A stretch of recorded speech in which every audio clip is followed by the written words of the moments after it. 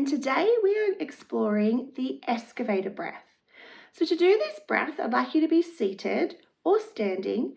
As we inhale, we're going to extend our arm out long, and as we exhale, we're going to exhale through our nose, scooping our imaginary dirt back towards our body. Okay, we're going to do 4 today. So right, left, left. Okay, let's begin. So taking a deep breath in, extending your arm, exhaling through your nose as you scoop towards your body. Other hand, inhale, exhale, scooping. Inhale, and scooping towards your body as you exhale. And other arm, inhale and exhale.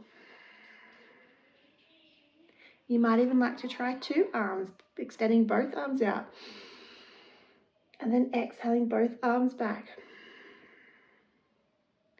I encourage you to play along, maybe try a few more either on either side, or you'd like to do a few more double scoops.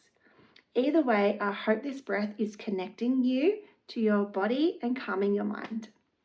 Stay tuned for some more fun and interactive breaths with Shine On.